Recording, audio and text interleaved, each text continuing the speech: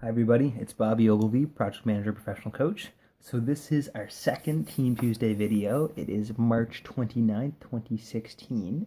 Today we're going to be talking about one-on-ones, particularly how you as a manager or leader can use one-on-ones to better develop your people. So what if I said that in 30 minutes you could have 2 weeks of enhanced impact on an employee? Does that make sense? Think about in the past. I'm sure we've all had bad bosses, but have you ever had a really great boss, a really great manager, and they were not just awesome to work with, but particularly they made you your best. They made you better and more effective. They made your performance better. They probably helped you maybe learn some things or to somehow got you the resources you could develop skills better, right? That's really the power of what good bosses can do. They're talent managers. So if we think of the view of transformational leadership, so beyond saying I'm a big fan of transformational leadership, there's a lot of great research evidence to support it as an effective leadership style. The three basic premises of that, so just to recap kind of the foundations of the view here, it's that you as a manager, as a leader, you need to work through others. So much of your job becomes influencing others to make sure that they become effective, right? You could frame this as just task delegation, but really it's about that you can't do everything. And so you need to work with others to create enough impact and capacity, right? Secondly, this also means that people are your most valuable assets. So you're not trying to get the most performance out of them in the short term, but you're really trying to develop them as talent assets in the long term, right? People are your most precious assets. They need to be continuously learning get that. That's how you're going to get the most value out of them. This also kind of, I guess, fits with notions of you might think of as intellectual economy, but even that aside. And then the last thing is really kind of a corollary of that, saying, hey, so how do you get the most out of people? You develop a culture of trust, of communication, of collaboration. Because if your employees don't trust you, you're not going to be able to communicate effectively. You're not going to have maximum impact over them, and vice versa. If you don't trust them, why would you delegate tasks to them if you don't trust them to be able to, do that effectively? And honestly, I want to say that's one gap issue I see with a lot of micromanagers. They think they're an awesome, amazing superstar rock star, and no one else could possibly do it. So of course they should work 50, 60, 70-hour weeks and screw anyone else, and they're not really collaborating, right? They're not really team players. And that's really bad to be saying that about a manager, right? That's their bread and butter. Anyway, so one-on-ones. How could you actually use a one-on-one? Okay, so again, just to recap the impact end of thing, Andy Grove, former CEO of Intel, is saying 90 minutes of your time can enhance the quality of subordinates' work for 2 weeks. Now, and it said 90 minutes, obviously what he's saying, but even the way they're framing it here, even more like 30 minutes is probably a bit more manageable. But the main thing is you as the manager are taking time out dedicated for this person. In this sense, it actually kind of reminded me of coaching when I first saw this stuff, because the root of coaching is being able to have this one-on-one relationship. And then the second thing, which is about enhancing them and getting what they want out of it, but also that it's client-centered. It's based on what they need. So I guess the first premise here is remember that you are here to listen. You're here to listen to what they have to say, and you're here to try to help them with their problems. This isn't a 30-minute session where you can dump on them.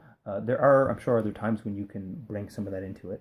I think implicitly then, if you think about what's changing with performance reviews, is that we know they're not enhancing people's performance as much as they could the way we're currently doing them, which is why we're trying to find better ways to enhance that. And use there's better substitutions which are emerging.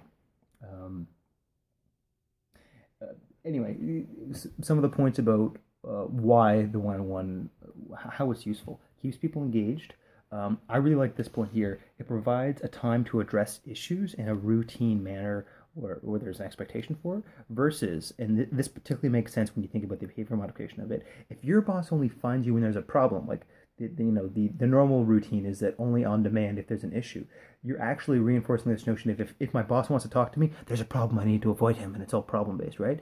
What if it was just the opposite? What if communicating with your peers wasn't bad or was actually good? It was like, oh, great, we get to talk about, there must be some people that when you see them, when you even just think about talking to them, you're like, oh yeah, I always have a great time with that person. Oh yeah, we always talk about such great stuff. I always get so much out of it. That's what you want. You want your peers, you want your teammates, you want your subordinates to be like, that guy's awesome. I want to talk to him whenever I can because we're both better off and he really helps me solve my stuff and he's really on my side. It helps you strengthen the relationship with that person, which also then means that it helps strengthen the role they have within the team. They're a valued member of the team. And I mentioned too, it's a better way to approach performance management. It also helps confirm where they're going, kind of where their goals are. if you think of it again as this important meeting and you're trying to be client centered and also take a deep dive into really what they're going through and how to move them forward, remember that you obviously want to block it out in advance. You want to minimize distractions. You want to be client centered, focused on them, not you. And that probably also means you want to put your mobile away or turn it off, because can you really be 100% into someone if you got your mobile on, you're getting text and you're checking it all the time? Yes, we know managers are busy, but you got to give them the dedicated time. And particularly if it's a smaller time block, like 30 minutes, you got to make the commitment. Yeah, listen and learn. Back to the tone around how important it is for the client-centered piece of it. Uh, you're asking how they can get help do their job better. I mean, what more assets do they need to succeed? You're discussing how things went since the last meeting. This is an important thing in coaching too, about what have we done since last time. You're reviewing progress. Do they need more training in certain areas, right? No one wants to feel that they're expected to do something but don't know how to do it. So part of your job is training someone or getting someone the training assets so they can perform. Are there any ways that you can help them perform better? Back to the point I made before, it's a channel for issues to come up, or the issues they want to talk about. It could be personal issues, it could be work issues, whatever it is. I mean, personal as in individual issues or team level or organizational issues. That's what I meant. Do they need any help on the current project that they're working on? And do they have any suggestions that could help the company? When you look at the literature around this stuff, I think the term they use for this is actually vertical linkages, right? It's not just about top down, how you can communicate things, but bottom up, how you as the managers and executives can collect intel about what's really going on, what the implementation, the boots on the ground employees are actually doing. So this is an awesome intelligence gathering session for you as the manager. So you want to take advantage of this opportunity.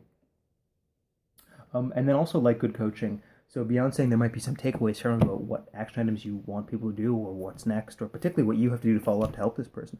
But remember that you're going to have to follow up with that. So if you're meeting, let's say 2 weeks every 30 minutes, it's like you have homework for your employees every 2 weeks. They're getting back to them, right? So try to serve them. And again, ultimately, the view here of transformational leadership is that people are your best assets, right? We've all had those team experiences, those collaborative culture experiences, and when they work, they're awesome. So try to think of yourself as, how do you become that enabler to make that the case? I see that as really an important path forward in leadership, or at least at this end, the way we're talking about it now. So I'd love to hear your thoughts on this, see what worked, what didn't work, and any other, how do you think one-on-ones could work maybe in your organization? I'd love to hear your thoughts on that. You can also email any future Team Tuesday ideas to me at why don't you actually use my talent at Gmail, which is robert.ogilvie@talentedge.ca. And I hope to hear from you guys soon. All right, bye.